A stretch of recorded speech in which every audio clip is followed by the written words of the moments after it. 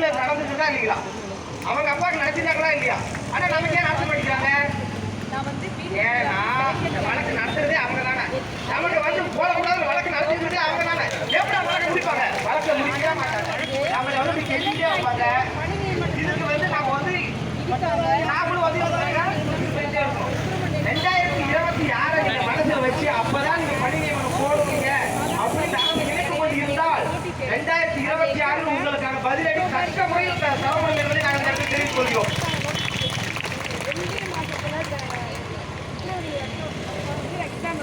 இந்த கவன ஈர்ப்பு ஆர்ப்பாட்டத்திற்கு வருகின்ற அனைத்து ஆசிரியர்கள் ஒருத்தங்கள் நம்ம கொடுக்கப்பட்ட காலம் முடிவடைந்திருக்கிறது.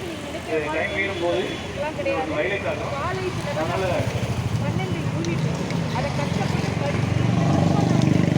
இந்த கட்டண ஆர்ப்பாட்டத்திற்கு நன்றி உரை வழங்க திரு லோகநாதன் அவர்களை அழைக்கிறேன்.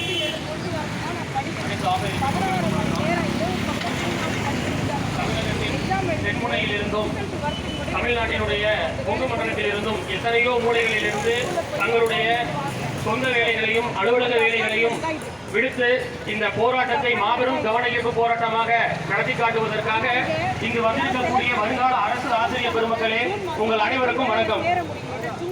இங்கே நாம் கூடியிருப்பது குழுமியிருப்பது நம்மளுடைய ஒற்றை கோரிக்கைக்காகத்தான். அந்த கோரிக்கை பணி நியமனம் வேண்டும். பணி நியமனம் வேண்டும். எப்போது வேண்டும்? உடனே வேண்டும். எப்போது வேண்டும்? உடனே வேண்டும். பணி நியமனம் என்பது தள்ளி போடுவதற்காக நாங்கள் இதற்காக பயிரவில்லை. தகுதி தேர்வை முடிக்கவில்லை, தமிழ் தகுதி தேர்வை முடிக்கவில்லை, அல்லது நியமன தேர்வை வெற்றி பெற்று சான்றிதழ் சரிபார்ப்பை முடித்து அதற்கு பிறகாக இருக்கக்கூடிய பலகட்ட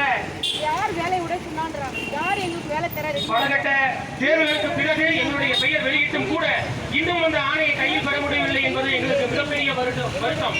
அந்த வருத்தத்தை பதிவு செய்வதற்காக இன்று நேரம் ஒதுக்கி கொடுத்து எங்களுக்கு பாதுகாப்பை வழங்கிக் கொண்டிருக்கக்கூடிய இந்த காவல்துறைக்கு எங்களுடைய முதல் நன்றியை தெரிவித்துக் கொள்கிறேன்.